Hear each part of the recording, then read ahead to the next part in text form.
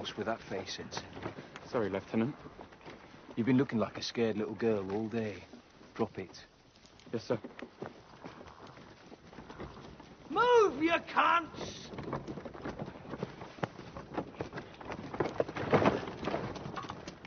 Good choice, Roos. A skeleton, a simpleton, and a midget. Well done. I had no choice, sir. All the other convicts are off finishing the bridge. We'd be faster without him. All respect, sir.